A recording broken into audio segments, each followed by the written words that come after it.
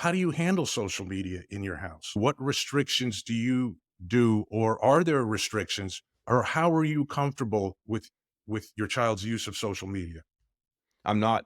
Yeah. I mean, I couldn't put any simpler than that. I'm not comfortable with it at all. So with my son, who's 10 years old, Mhm. just turned 10 years old, we hear a lot about from him, not in a really aggressive or whiny way, but sometimes he'll just mention about, oh, these kids have their phones in the classroom. They have to turn them off when they bring them in, or if they put them in a basket when they bring them in, whatever it is to the classroom. Again, this is fourth grade, and he doesn't have a phone. So Right.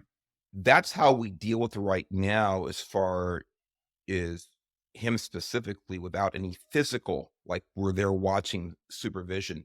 He simply does not have a phone, doesn't even have a one you can just text or call with. And by the way, that's not a bad idea. It's something I'm seriously considering right now, just for safety and convenience purposes, that he can communicate with us when he's not physically with us.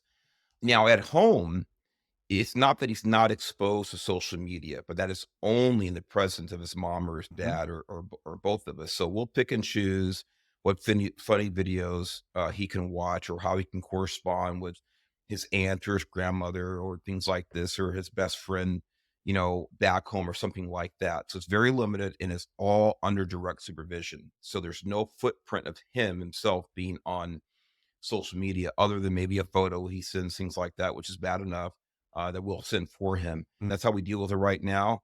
I know kids that are quite a bit younger than him. How much younger can you be when you're only 10 years old? But there are kids that are a couple of years younger than him, or three, that are already on social media. Yeah. And I find that strange. I Yeah. find that dangerous. I find it um, less than responsible for parents to allow their kids to actually be on social media at that age. Two things on that, Mark, and I hope parents are listening to this, and if they should be aware of this. The social media experience is vastly different for adults than it is for children. Meaning that I like what I just heard you say, and I'm assuming when you talked about the limited interface your son has with social media, it's through an account that you have. It's not an account that's is it an account that's in his name, No. or no? And I think that's the right way to do it, because once the social media platforms provided, let me put it this way, they provide a very different experience for adults than they do for children.